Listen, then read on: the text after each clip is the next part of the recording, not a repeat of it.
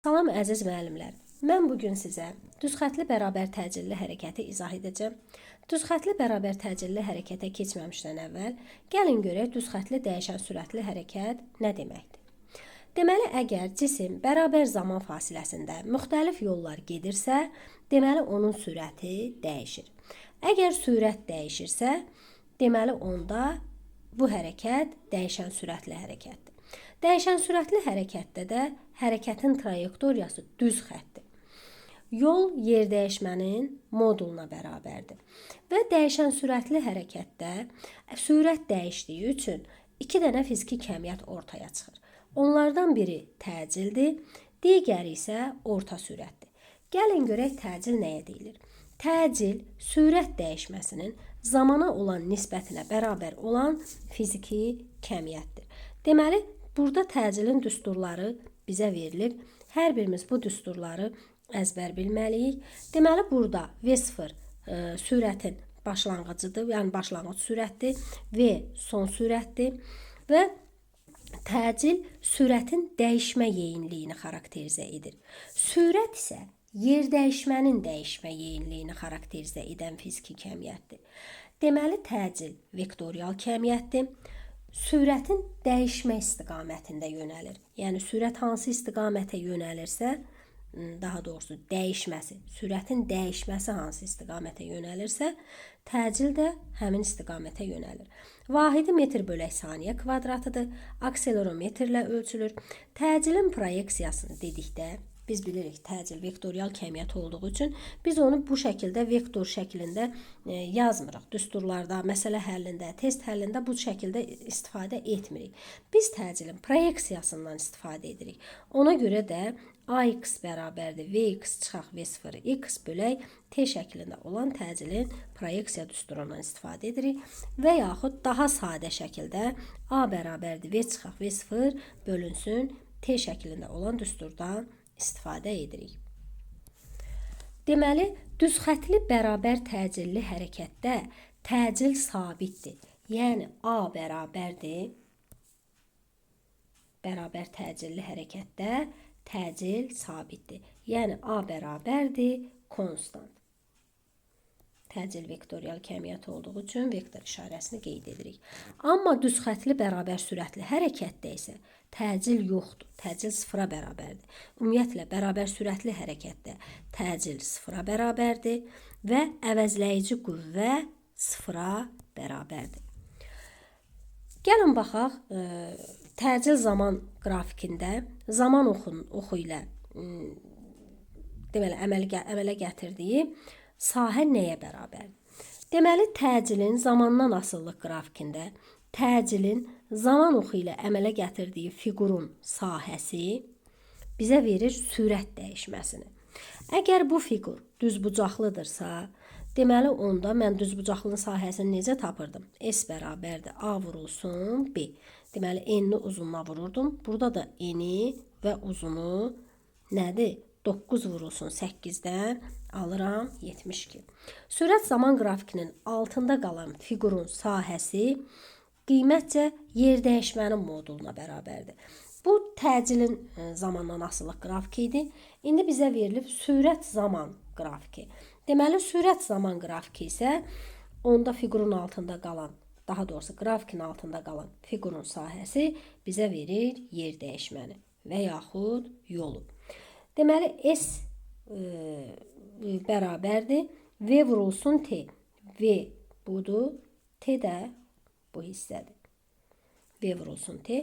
Bu da hardan gəlir? Düzbucaqlının sahəsindən bu fiqur düzbucaqlıdır. Yəni, A vurulsun B-dən yaranır. S bərabərdir 8 vurulsun 5-dən alırıq ki, 40 metr yer dəyişməsi var və yaxud yol var. VT qrafikində əgər qrafik üçbucaq olarsa, onda deməli həmin üçbucağın sahəsi hesablanır. Üçbucağın sahəsində bilirik, oturacağı ilə hündürlüyü hasilinin yarısıdır. Bu elə bizə biz bildiyimiz V vurulsun T bölünsün 2 düsturunu verir. Həmin qiymətləri gətirib biz yerinə yazsaq, yazırıq 6 vurulsun 4, oturacağı 4-dür, hündürlüyü 6-dır. bölünsün 2 və alırıq ki 12 metrdir. Demək, keçək növbəti qrafikin izahına. Növbəti qrafikdə görürük ki, bizə verilən fiqur 2 fiqurdur. Bir hissə düzbucaqlıdır, bir hissə isə düzbucaqlı üçbucaqdır.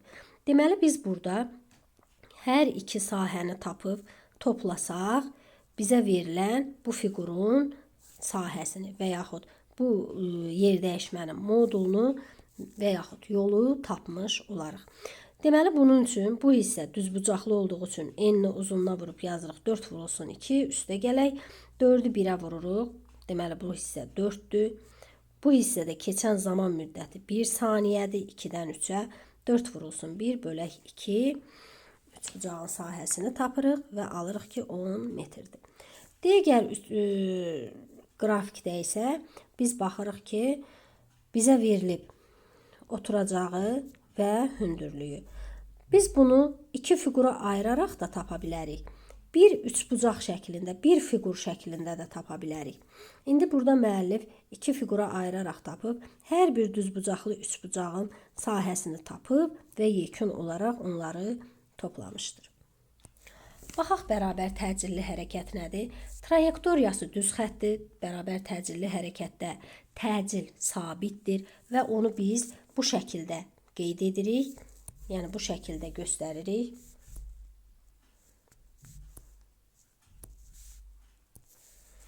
Qrafikini bu şəkildə qeyd edirik və yol yer dəyişmənin moduluna bərabərdir. Bərabər zamanlarda sürətləri eyni dəyişir. Yəni bərabər zaman anlarında sürət dəyişməsi eyni qədər olur. Yəni ya eyni qədər artır, ya eyni qədər azalır. Təcil sabitdir. Təcilin qrafiki zaman oxuna paralel düz xətdir. Və yaxud deyə bilərik ki, təcil zamandan asılı deyil. Çünki düz xətli bərabər təcilli hərəkətdir. Təcil sabitdir. Zamandan asılı deyil. Bərabər təcilli hərəkətin iki növü var. Düz xətli bərabər yeyinləşən hərəkət və düz xətli bərabər yavaşlayan hərəkət. Zaman keçdikcə sürətin modulu artırsa, bu hərəkət bərabər yeyinləşən hərəkətdir. Hər ötən saniyədə cisim daha çox yol qət edir. Amma bərabər yavaşlayan hərəkətdə zaman keçdikcə sürətin modulu azalır və hər ötən saniyədə cisim daha az yol qət edir. Bunu da şəkillər üzərində bizə göstərmişdir. Bu şəkildə və bu şəkildədir. Təcil, sürət, yer dəyişmə və yolun bərabər yeniləşən və bərabər yavaşlayan hərəkətdə düsturları var. Təcilin düsturu A bərabərdir, V çıxılsın, V0 bölünsün, T şəklindədir. Həm istər bərabər yavaşlayan, həm istər bərabər yeniləşən hərəkətdə. Biz yazdığımız sürətin bərabər təcilli hərəkətdə ümumiyyətlə sürət tənliyi yazırıq. V bərabər V0 üstə gələk AT. Bunu bəzən ani sürətdə adlandırırlar və yaxud da V bərabərdir V0 çıxaq AT. Bu bərabər yavaşlayan hərəkətin hərəkət tənliyidir. Və biz bilirik ki, bərabər yeyinləşən və bərabər yavaşlayan hərəkət təcil və sürətin işarələrindən asılıdır. Əgər, məsələn, yazıram A, V, yəni həm təcil, həm sürət. Bərabər yeyinləşən hərəkətdə və yaxud başlanğıc sürət. Bunu bu şəkildə də qeyd eləsəm olar. Deməli, təcilin işarəsi müsbətdirsə, sürətin işarəsi müsbətdirsə, bu hərəkət bərabər yeyinləşən hərəkətdir. Təcilin işarəsi mənfidirsə, sürətin işarəsi mənfidirsə, yenə bu hərəkət bərabər yeyinləşən hərəkətdir. Deməli, bizə yazıbdır, burada göstərib ki, V bərabərdir A, V0 üstə gələk AT. Bu bərabər yeyinləşən hərəkətin hərəkət tənliyidir.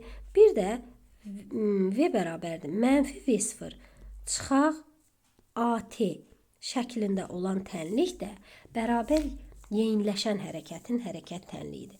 Gəlin indi baxaq bərabər yavaşlayan hərəkətə.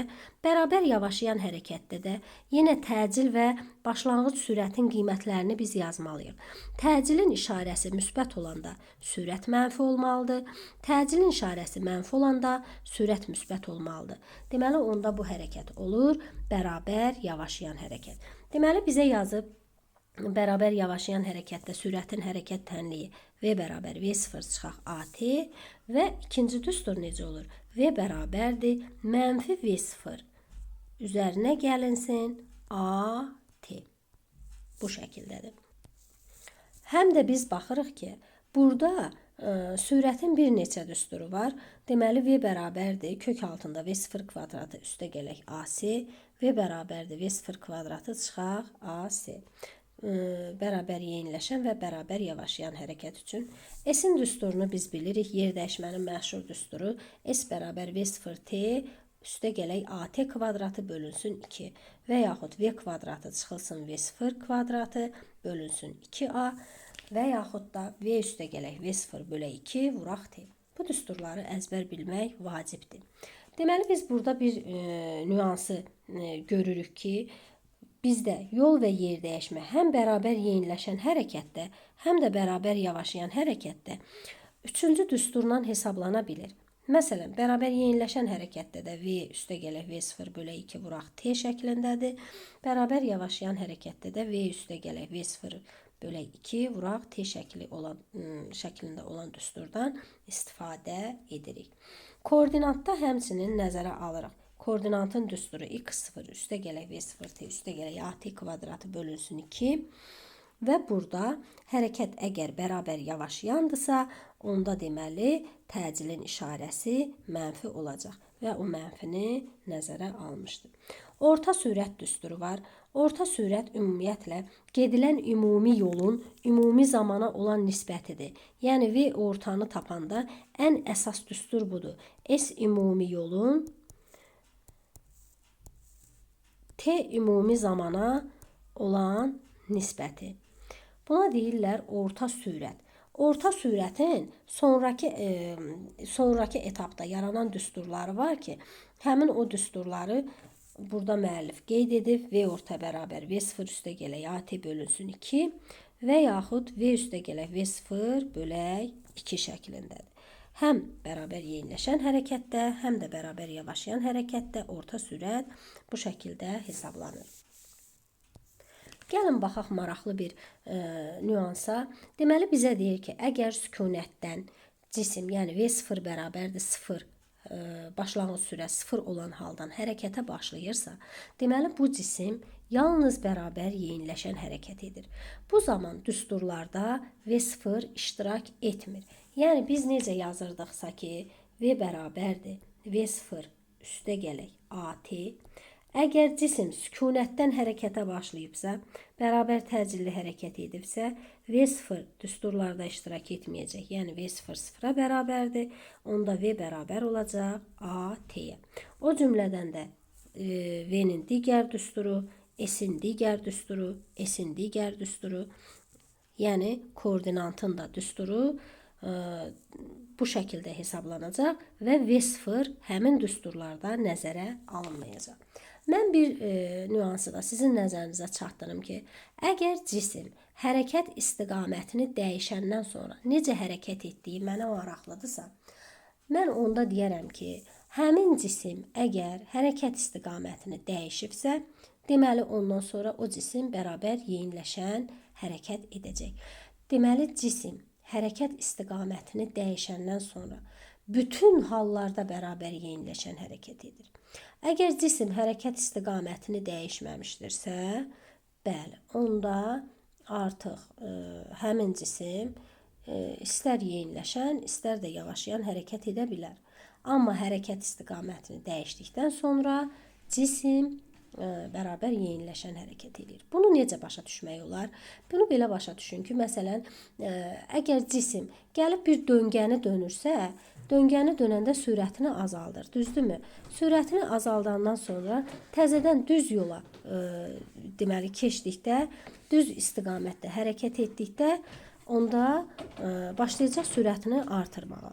Deməli, onda cisim istiqamətini dəyişəndən sonra yeyinləşən hərəkət edir. Sükunətdən bərabər yeyinləşən hərəkətə başlayan cisim n-ci saniyədə yol gedir. Və həmin o cismin n-ci saniyədə getdiyi yol, deməli, Sn bərabərdir, A bölünsün 2, 2n minus 1 düsturu ilə hesablanır. N-ci saniyədə, n saniyədə gedilən, bu n-ci saniyədə gedilən yol düsturudur. Bu isə n saniyədə gedilən yol düsturudur. S bərabərdir A n kvadratı bölək n şəklində, 2 şəklində. Birinci saniyədə gedilən yolu sizə hesablayıb, ikinci saniyədə gedilən yolu, o cümlədən də 1 saniyədə gedilən yolu, 2 saniyədə gedilən yolu bu şəkildə hesablayıb sizə göstərmişdir. Sükunətdən bərabər yeniləşən hərəkətə başlayan cisim. Yəni, əgər cisim sükunətdən hərəkətə başlayırsa, o cismin ardıcıl saniyələrdə getdiyi yolların nisbəti 1, 3, 5, 7, 9 tək ədədlərin nisbətinə bərabərdir. Yəni, cisim əgər bərabər yeniləşən hərəkət edirsə, birinci saniyədə S qədər yol gedir.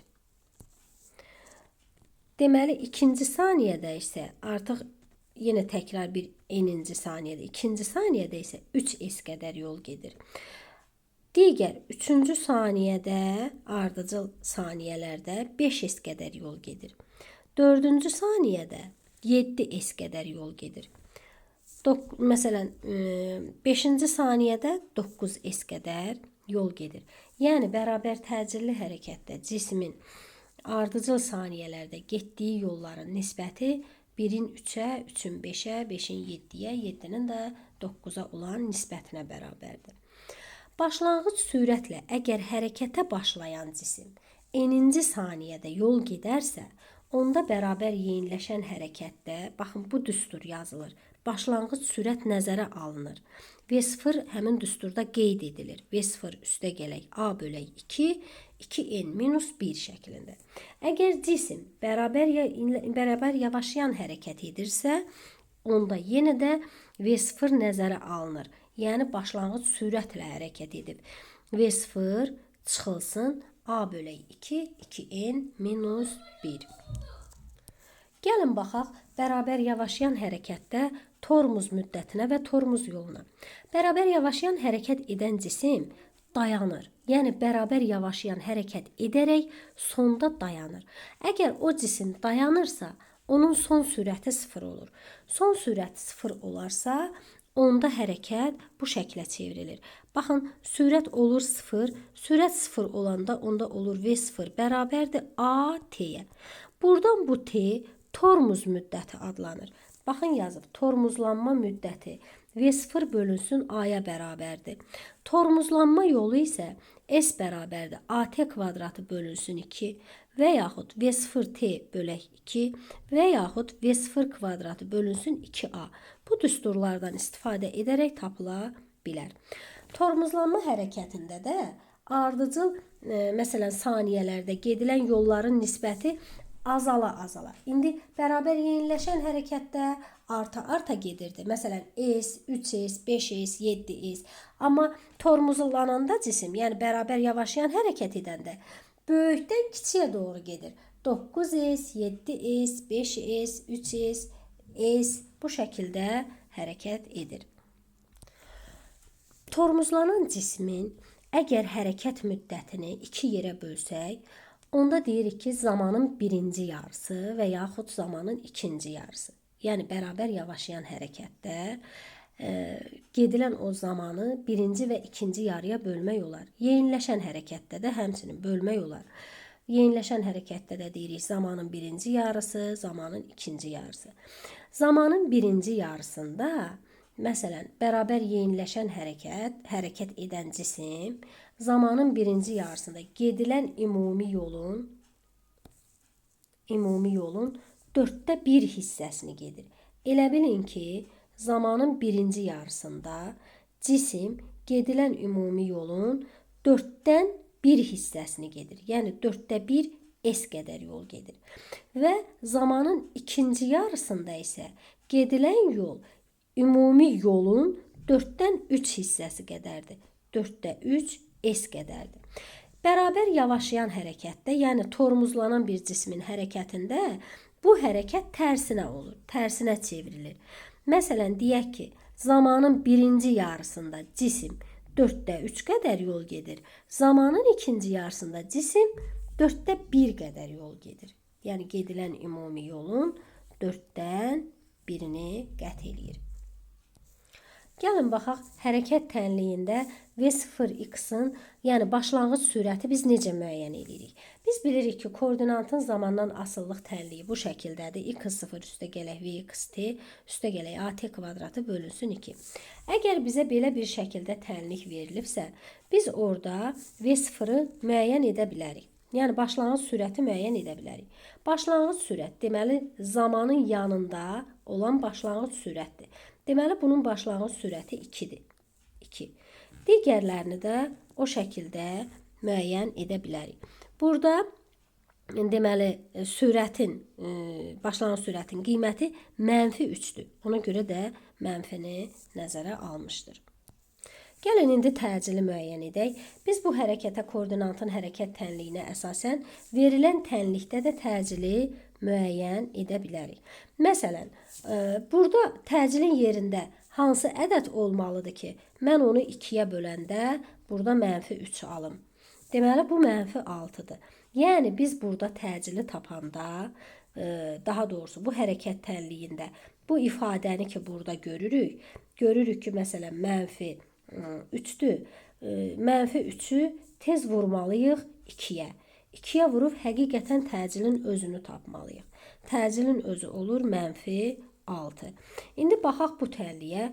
Bu tənlikdə də 0,5-dir. 0,5-i mən deməli nəyə vurmalıyam? 2-yə vurmalıyam ki, həqiqətən burada duran təcilin özünü tapım ki, onu mən 2-yə böləndə mənə buradakı tənlikdəki ifadəni versin.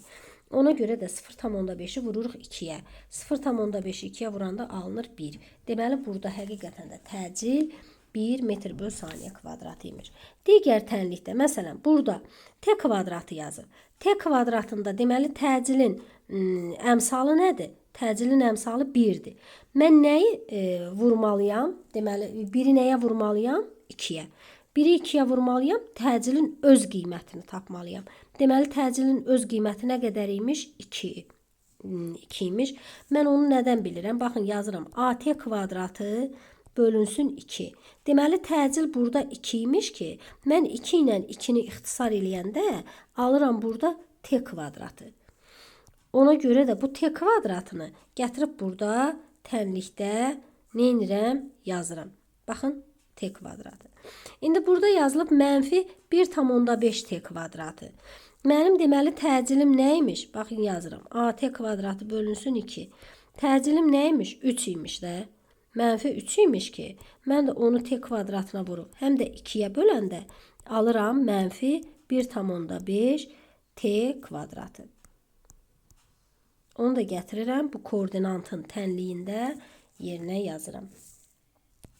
Bayaq dediyimiz koordinat tənliyində təcilin tapılması idi. İndi isə sürət tənliyində təcili tapaq. Sürət tənliyində təcili tapmaq asandır. Çünki sürətin tənliyi verilir. Elə təcili burada hansı ifadə varsa, elə o bizə təcilin əmsalını göstərir. Məsələn, 3 üstə gələk 2t tənliyində deməli təcilin yerində duran nədir? A-nın yerində duran 2-dir. Deməli onda təcilin qiyməti 2-yə bərabərdir. Burada Vx bərabərdir 3 çıxılsın -2t-dən. Təcilin yerində durub -2. Deməli təcil nəyə bərabərdir? -2-yə bərabərdir. İşarələri mütləq şəkildə nəzərə almaq lazımdır. Mənfidir, müsbətdir. Bu işarələr həm sürətin tapılmasında, həm də bərabər təcilli hərəkətdə, həm də təcilin tapılmasında mühüm rol oynayır. Sürət tənliyində tormuz müddətinin təyin olunması. Gəlin tormuzlanma müddətini təyin eləyək. Deməli, Vx bərabərdir 3 çıxılsın -2t tənliyində və V0-ın yerində durub 3, A-nın yerində durub 2. Mən tormuz müddətini tapmaq istəyirəm. Düstur necə idi? Tormuz müddəti üçün yazırdım ki, t bərabərdir V0 bölünsün A-ya. Düzdür? V0 nə qədərdir? 3-dür. A nə qədərdir? 2-dir. Deməli, 3-ü bölməliyəm 2-yə. Deməli, mənim tormuz müddətim 1,5-dir. Yəni, mənim cismim 1,5 saatdan sonra və yaxud 1,5 saniyədən sonra dayanacaqdır. Sonra, əgər bu hissədə də eynidir, eyni ilə o şəkildədir, sürət tənliyindən məsafənin, tormuz məsafəsinin təyin olunması. Məsələn, sürət bizə nə verilib burada? Baxırıq ki, sürət bizə verilib. Başlanğıc sürət 3-dür. Başlanğıc sürət 3-dürsə, mən həmin qiyməti gətirib burada düsturda yerinə yazıram. Hansı düsturdur? Düsturum V0 kvadratı bölünsün 2A. Deməli, başlanğıc sürətim 3-dür, təcillim də 2-dir. Həmin qiyməti hesablayıram, 2 tam %25 alıram. Digərində də eyni ilə o şəkildədir. Deməli, sürətin qiymətini və təcilin qiymətini gətirib yerinə yazmaq lazımdır. Düsturda yerinə yazıb tormuz yolunu tapmaq olar. İndi bizə əgər deməli, koordinat tənliyi verilərsə, mən onda tormuz müddətini necə taparam? Koordinat tənliyində artıq V0-ı təyin etməliyəm, təcili təyin etməliyəm və gətirib qiymətləri yerinə yazmalıyam. Deməli, T bərabərdir, V0 bölünsün A-dır, o da bərabərdir. V0-ın qiyməti 2-dir, A-nın qiymətini də burada tapıram. Koordinatda A-nın qiymətini necə tapırdım təcili? Deməli, elə bilin ki, bu T-nin başındakı 2-ni mən tez vururdum. Bu 0,5-ə. Deməli, təcilin qiyməti nə olur?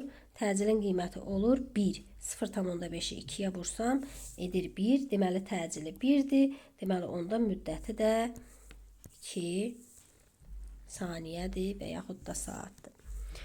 Tormuz məsafəsini də o şəkildə tapırıq. Deməli, V0 kvadratı bölünsün 2A-dır. V0 kvadratı bölünsün 2A-da artıq mən təyin edirəm. V0-ın qiyməti nə qədərdir? 6-dır. 0,25 mənim təcillim deyil.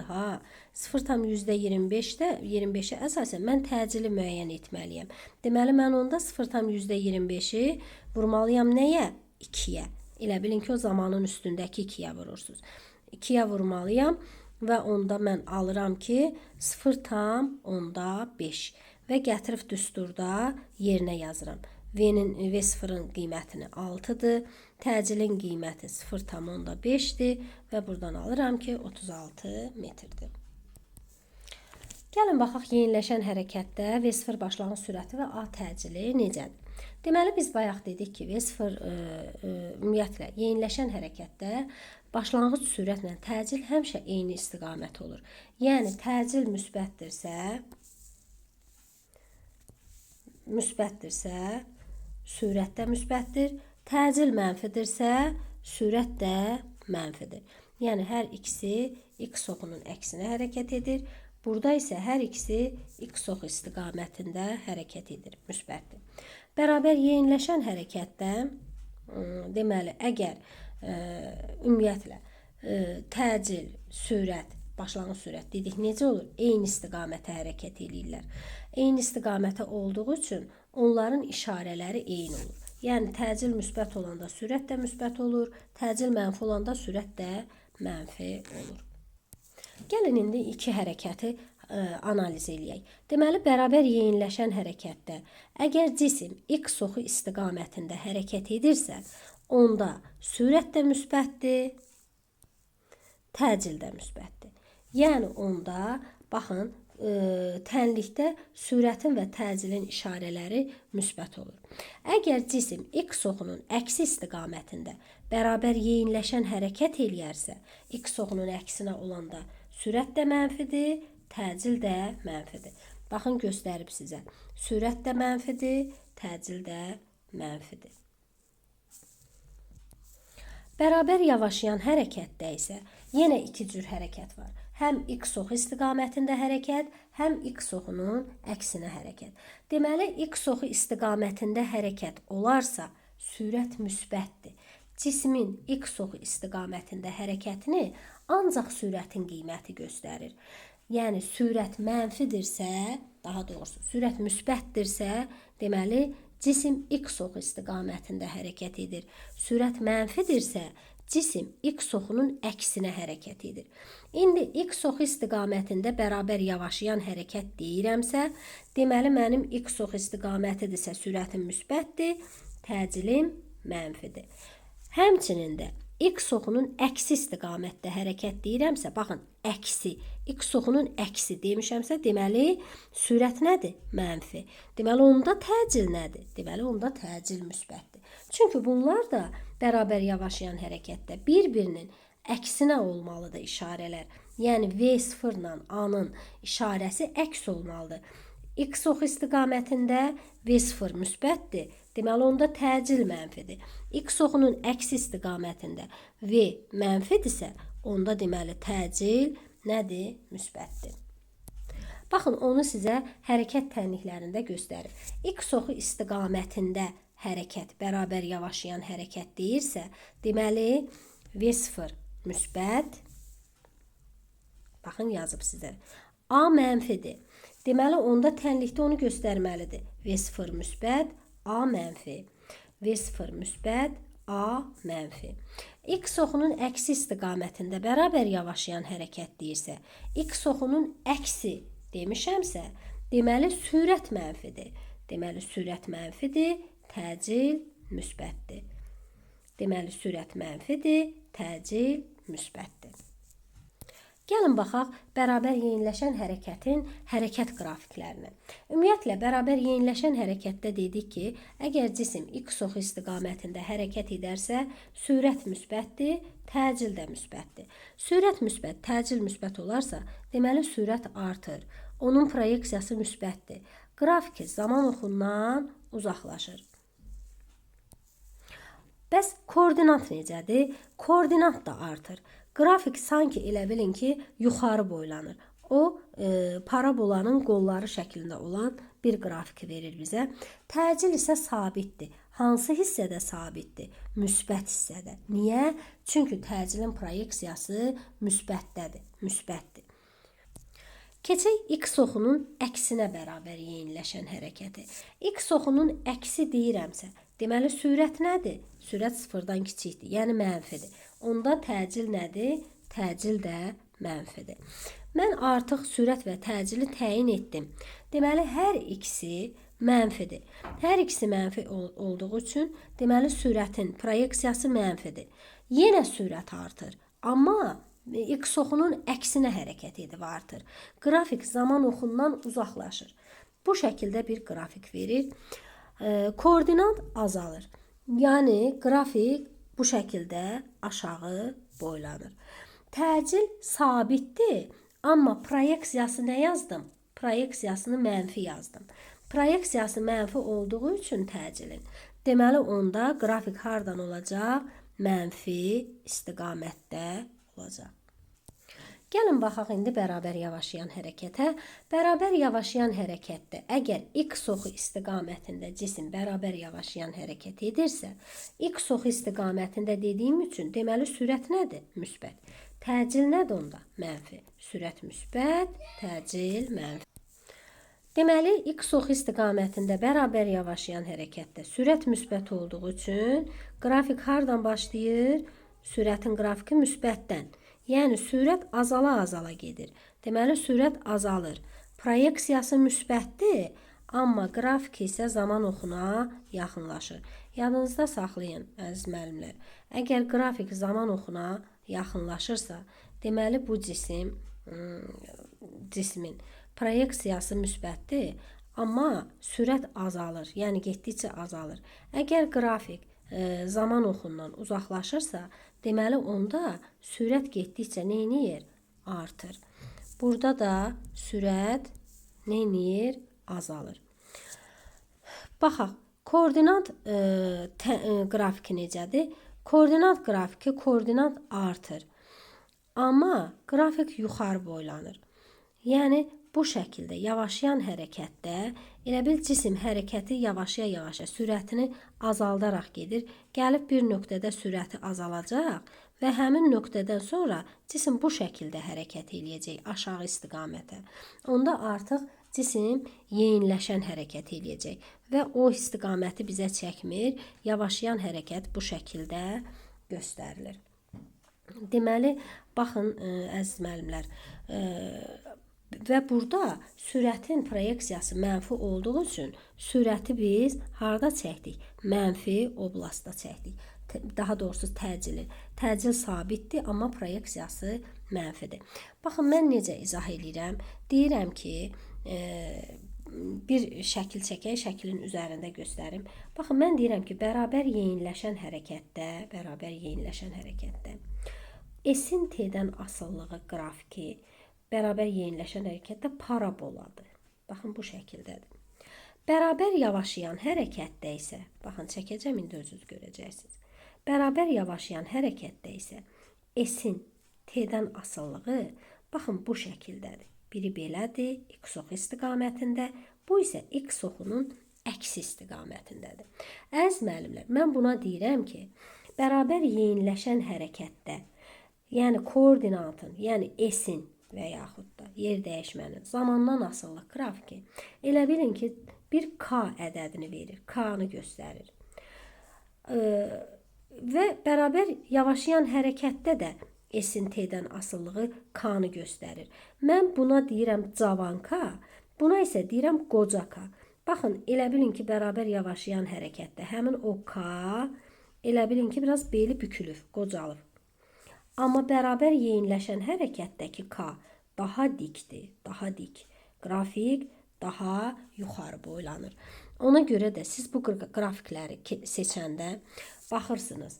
Əgər qrafikin qolları daha yuxarı olarsa, deməli qrafik bərabər yeyinləşən hərəkətdir.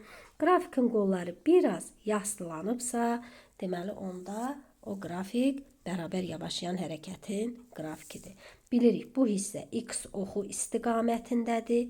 Bu hissə x oxunun əksi istiqamətindədir.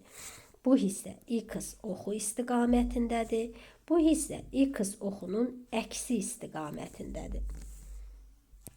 Keçək indi x oxunun əksinə bərabər yavaşlayan hərəkətə.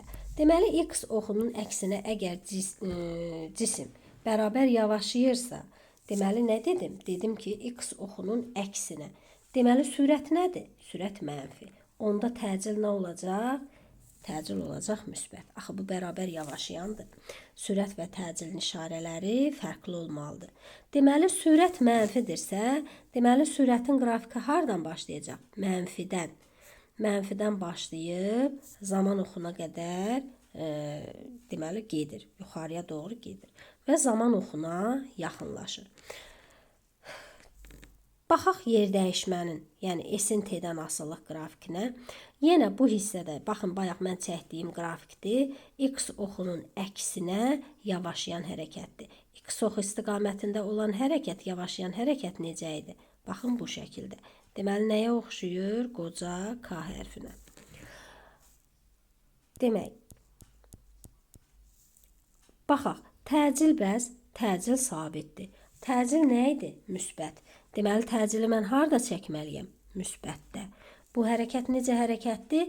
X oxunun əksinə bərabər yavaşlayan. Əksinədirsə sürət mənfi, təcil müsbət. Deməli, mən təcili harada çəkdim? Müsbət oblastda. Qrafiklər arası keçidləri gəlin analiz edək, araşdıraq. Deməli, mənə verilibdir koordinatın və yer dəyişmənin zamandan asılı qrafiki. Və deyir ki, ümumiyyətlə, x-in qrafikindən S-ə keç. Yəni, koordinatdan keç yer dəyişməyə, S-ə. Mən baxıram ki, koordinatın zamandan asıllıq qrafiki mənə necə verilib? Baxın, bu istiqamətdə, düzdür. Elə bilin ki, S-in zamandan asıllıq qrafikini çəkəndə onu gətirib S-in koordinat başlanğıcına köçürürük həmin qrafiki. Mən bu qrafiki elə bilin ki, gətirdim, buradan qoydum, bu hissəyə başlanğıca köçürdüm. Növbəti hissəsi necədir? Onu davam etdirirəm. Növbəti hissəni də onun ucundan başlayaraq nə edirəm? Davam etdirirəm. Baxırıq indi burada. Koordinatın zamandan asıllıq qrafikidir. Deməli, koordinatın müəyyən bir qiymətindən başlayırsa, mən onu gətirib koordinat S-in T-dən asıllığında koordinat başlanğıcından çəkməliyəm. Və sonra qrafikin qırmızı olan hissəsi aşağı düşürsə, onu da eyni ilə bu şəkildə davam etdirməliyəm. Gəlin, indi baxaq, sürətdən keçək yer dəyişməyə və yaxud S-ə, yola. Deməli, sürətin zamandan asıllıq qrafiki. Baxıram, sürət nədir? X oxu istiqamətində bərabər yavaşayan hərəkətdir. Bu birinci. Mən X oxu istiqamətində tez bərabər yavaşayan hərəkətin qrafikini çəkirəm. Növbəti qrafik nədir? X oxu istiqamətində yeyinləşən. Elə bilin ki, bu baxın, bu qrafikdir da. Düzdürmü? Deməli, və yaxud bu sıfırdan başlamış bu qrafikdir, ikinci qrafik. Həmin qrafik X oxu istiqamətində yeyinləşəndirsə, onun koordinatını, daha doğrusu yolunu və yaxud yer dəyişməsini yeyinləşən şəkildə qrafikin ucuna calayıb çəkirəm. Sonra baxıram, məsələn, sürətin zamandan asıllıq qrafikidir. Bu necə hərəkətdir? X oxunun əksinə yeyinləşən. Mən tez S-in X oxunun əksinə yeyinləşənin qrafikini çəkirəm. Birinci hissə. İkinci hissə nədir? İkinci hissə X oxunun əksinə yavaşayan. X oxunun əksinə yavaşayan, yəni elə bilin ki, bu hissədə olan qrafik olmalıdır da, belə əksinə yavaşayandır. Həmin qrafiki gətirib mən burada qrafikin ucuna nə edirəm? Calayıram. Və burada bu iki hissəsinin olur qrafiki. Növbəti qrafikləri də bu şəkildə analiz edə bilərsiniz. Deməli, verilən həmin o qrafikləri X oxu istiqamətində X oxunun əksinə necə hərəkət edibsə, yer dəyişmədən sürətə, sürətdən təcilə bu şəkildə keçə bilərsiniz. Və bunları istəyərəm ki, özünüz analiz edəsiniz. Analiz edərək PDF üzərində qeyd eləyəsiniz və elə olanda artıq yadınızda daha yaxşı qalacaq. Gəlin bir dənə də təcil qrafikini biz müəyyən edək. Deməli, koordinatdan keçək təcilə. Sürətdən təcilə keçmək asandır. Onu yəqin ki, özünüz edə bilərsiniz. Gəlin keçək koordinatdan təcilə. Deməli, bu hərəkət koordinatın qrafiki. Necə qrafikdir? Baxın, koordinatın həmişə belə qrafiki veriləndə tez koordinatı koordinat başlanğıcına eyni ilə o qrafik kimi köçürün. Koordinat başlanğıcına köçürəndə bu hansı hərəkətin qrafiki olur? Olur X oxunun əksinə yavaşayan. X oxunun əksinə yavaşayan hərəkətdə X oxunun əksi deyirəmsə, nə mənfidir? Yəni sürət. Sürət mənfidir. Təcil nədir? Təcil müsbətdir. Deməli, baxın, təcili müsbətdə çəkib. Sonra gəldik bu qrafikə, ikinci hissə olan qrafikə. İkinci hissədə olan grafikdə yenə eyni ilə koordinat başlanğıcına keçirin. Koordinat başlanğıcına keçirdik. Koordinat başlanğıcına keçirəndə mən baxıram, bu hansı hərəkətin qrafikidir? Bu, X oxunun əksinə yeyinləşən hərəkətin qrafikidir.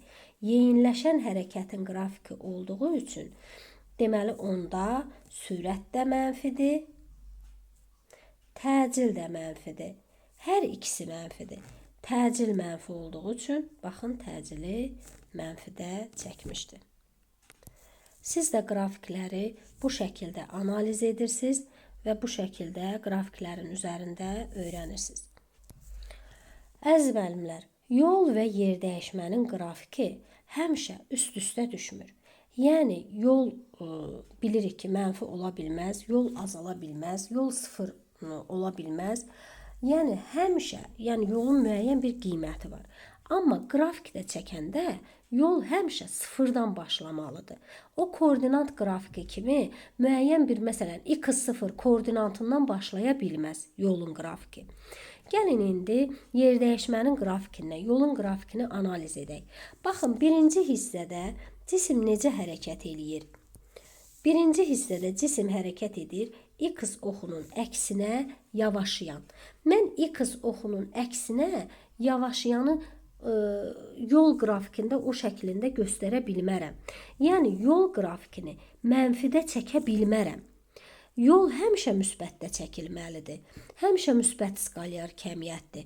Ona görə mən yolu mənfidə yox, müsbətdə çəkməliyəm. Baxın, X oxunun əksinə yavaşayan hərəkəti, birinci qrafiki mən çəkirəm yavaşlayan hərəkət kimi, amma x oxu istiqamətində yolda. Bu istiqamətdə baxın, bu necə hərəkətdir? X oxunun, daha doğrusu x oxu istiqamətində yeyinləşən hərəkətdir.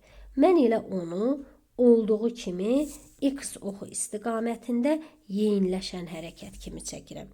Yəni yolun qrafikində bütün qrafiklər, yəni bütün nələr ki çəkirik, hamısı x oxu istiqamətində olmalıdır. Yol ancaq müsbətdə çəkilməlidir, mənfidə yox. Baxın, indi yer dəyişmənin bu hissədə, bu qrafikə baxın, nəzər yetirin. Yer dəyişmənin grafikidir. Bu necə hərəkətdir? X oxunun əksinə yavaşlayan. Amma nəyini çəkir? Əksini götürmür. Yavaşlayan. Yavaşlayanın grafikini çəkdim. Bu nəyin grafikidir? X oxunun əksinə yeyinləşən. Amma nəyin grafikini çəkirəm? Yəni yeyinləşənin əksinə, x oxu istiqamətində yolun grafikini çəkəndə onlara fikir vermirik. Yalnız baxırıq onların necə hərəkət olduğuna. Yavaşlayan hərəkətdirmi, yeyinləşən hərəkətdirmi və ancaq onları müsbət istiqamətdə, yəni x oxu istiqamətində çəkirik hər birini. Deməli, sükunətdən bərabər sürətli hərəkətə başlamaq olmaz. Sükunətdən bərabər yavaşlayan cisim hərəkət edə bilməz. Sükunət vəziyyətindən cisim ancaq yeyinləşən hərəkət edir, müəllimlər. Bunu yadınızda saxlayın. Məsələn, bizə verilib belə bir qrafik. Bizdə nə soruşur? Baxaq bu qrafikə. Bu qrafikdə deyilir ki, deyək, məsələn, bu qrafikdə baxaq hansı qrafikin, ümumiyyətlə, bizə verilən hansı qrafikin həmişə başlanğıc sürəti olar.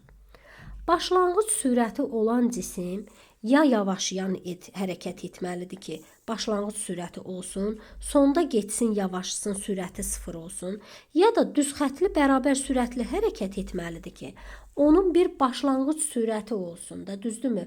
O sürəti dəyişməsin, bərabər sürətli olsun.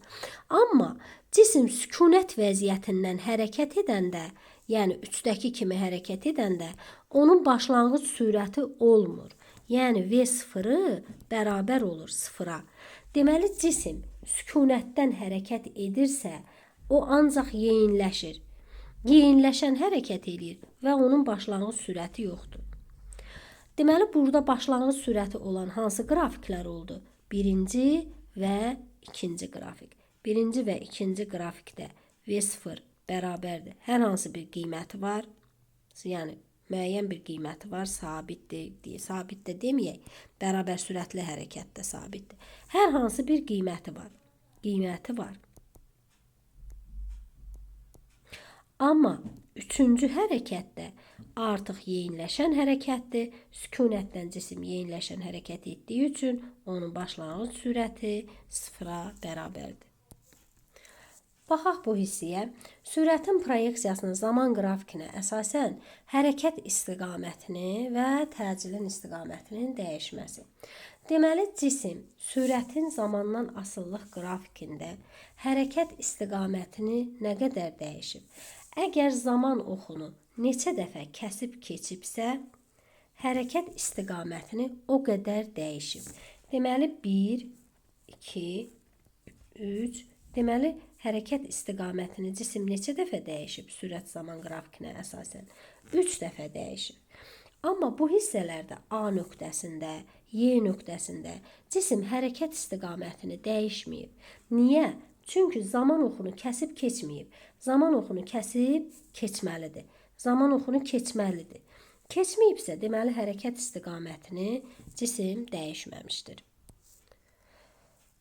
Koordinat zaman qrafikində isə cisim hərəkət istiqamətini neçə dəfə dəyişdiyini necə tapırdıq?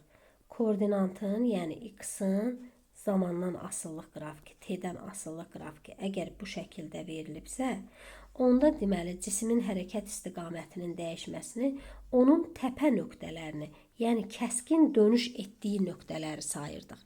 Deməli, baxırdıq, neçə dənə təpə nöqtəsi var sayırdıq? 1, 2, 3 təpə nöqtəsi varsa, deməli bu cisim 3 dəfə hərəkət istiqamətini neynəmişdir? Dəyişmişdir. Bəs sürət zaman qrafikinə əsasən Təcil istiqamətini neçə dəfə dəyişmişdir? Onu necə taparıq? Təcil istiqamətini dəyişməsi üçün gəlin hərəkəti analiz edək. Deməli, necə analiz edirik? Deməli, əgər baxırıq, bu hərəkət necə hərəkətdir? Yavaşlayan hərəkət. Sonra cisim necə hərəkət edib? Yeyinləşən hərəkət.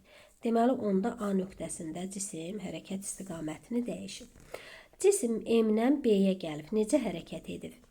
M-dən B-yə gəlib. Deməli, cisim hərəkət edir. X oxu istiqamətində.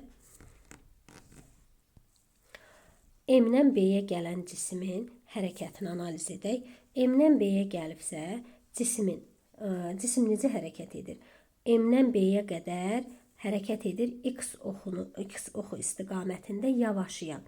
X oxunun istiqamətində yavaşlayan. Deməli, təcil nədir? Mənfi. Sonra B-dən N-ə gəlibdir. X oxunun əksinə yeyinləşən hərəkət edib. Yeyinləşən hərəkət edibsə, X oxunun əksinədirsə, sürət də mənfidir, təcil də mənfidir. Deməli, təcil B nöqtəsində istiqamətini dəyişmədi. Sonra gəlib N nöqtəsinə. N nöqtəsindən C nöqtəsinə cisim necə hərəkət edir? N nöqtəsindən C nöqtəsinə X oxunun əksinə yavaşlayan. X oxunun əksinə yavaşlayırsa, təcil müsbətdir. Deməli, təcil mənfidən təcil müsbətə keçdi. Deməli, bu hissədə də cisim hərəkət istiqamətini neynədi? Dəyişdi. Bu hissədə də cisim hərəkət istiqaməti, daha doğrusu təcilin istiqaməti dəyişmişdi. Bu hissədə də təcilin istiqaməti dəyişib. Deməli, hələlik A, M və N nöqtələrində təcilin istiqaməti dəyişib.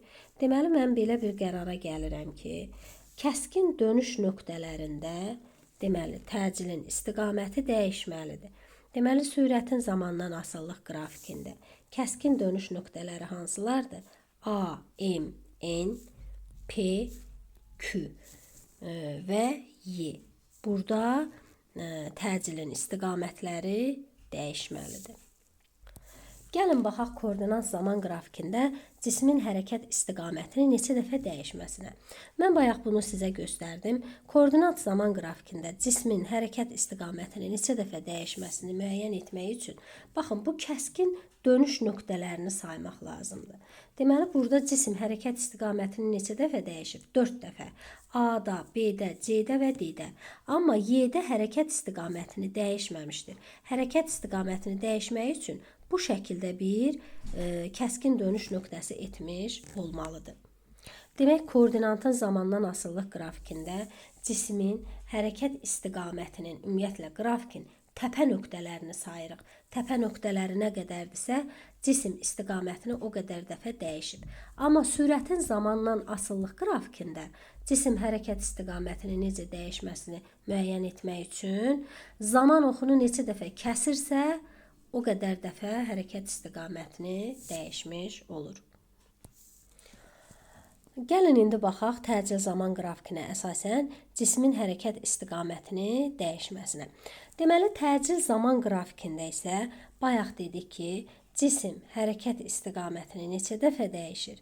Təcil zaman qrafikində, əgər məsələn, burada təcil müsbətdir, baxaq, təcil müsbətdir bu istiqamətdə T0 anına qədər.